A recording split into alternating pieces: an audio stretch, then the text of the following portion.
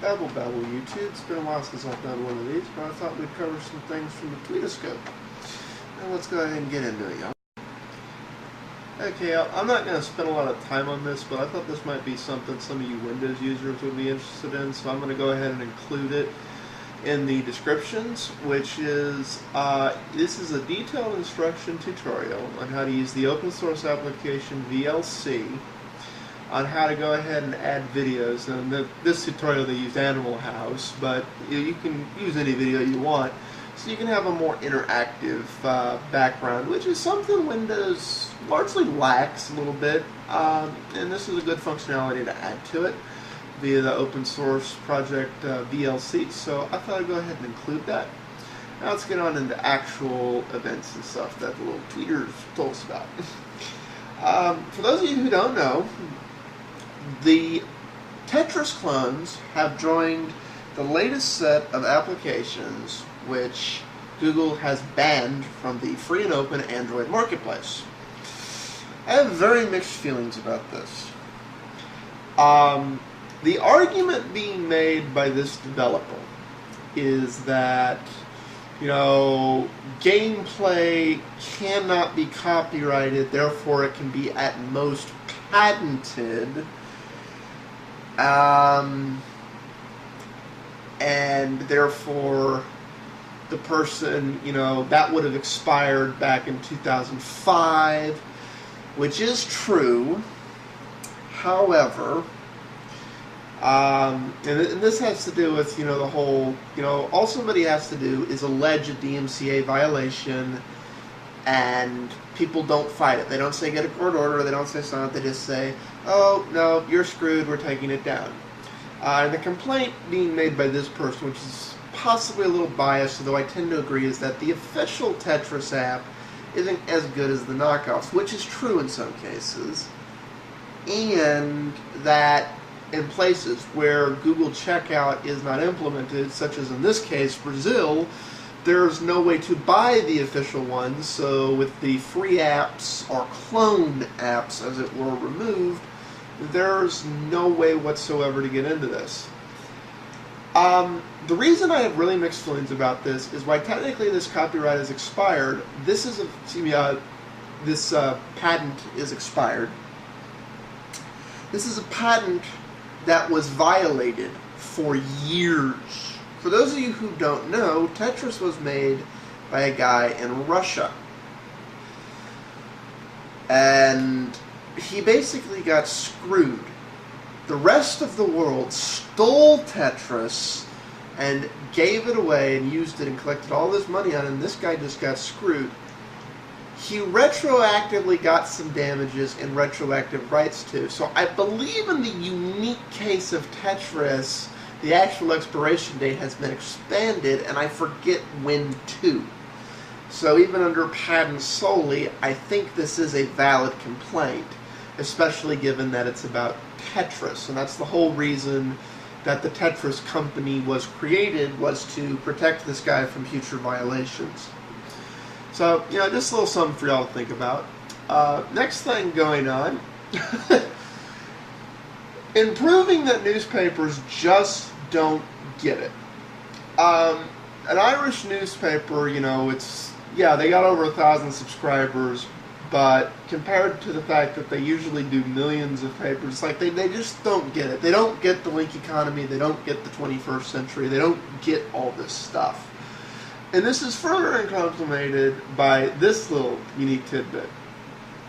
The UK Times has decided they're not going to be on Google or Yahoo or Bing or anywhere else anymore.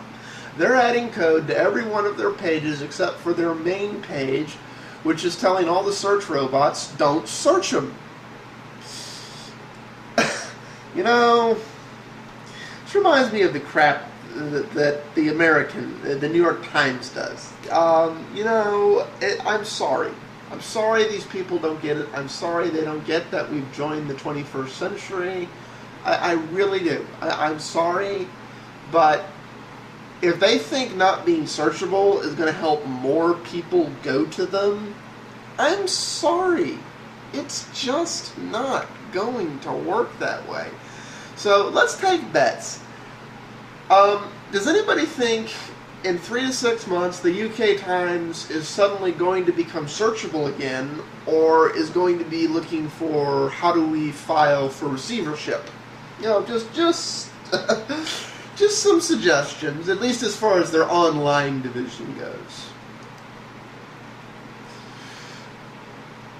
And this has to do with another. It's like just when you think that, oh dear Lord, more newspaper follies. For those of you, and this is for our poor people across the pond. Here's the thing. In the Times over here, in the UK Times, what they want to do is they want to sell their iPad app. Here's the thing. If you're one of these people subscribing to the UK Times website, oops, help if I don't zoom in so much, damn it.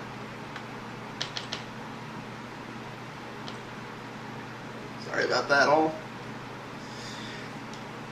If you're one of these people who was foolish enough to subscribe to their thing, which they charge £1 a day or £2 a week, or free if you have a print subscription to access their site, which means people who are buying their newspaper are now going to be penalized, because buying the newspaper does not mean you're entitled to the iPad version.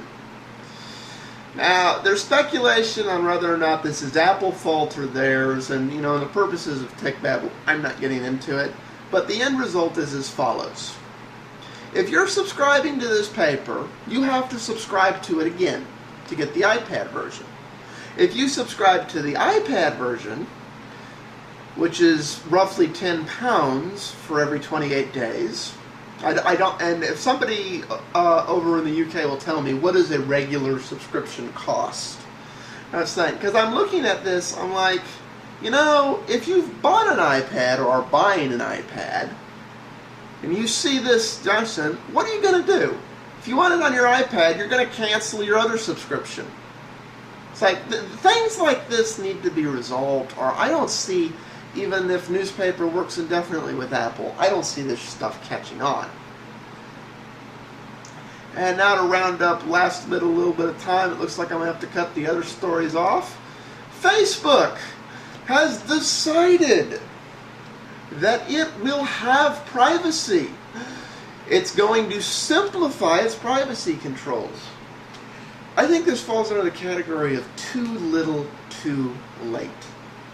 You know, it's just one of those things you have to go, you know, every single time Facebook does this. You know, Zuckerberg, the baby CEO, comes out and goes, oh, we're sorry, we didn't mean to do that.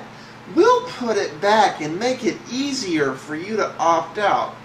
And every time, slowly, over the course of 18 to 24 months, they put everything that they realize that they just do it slowly.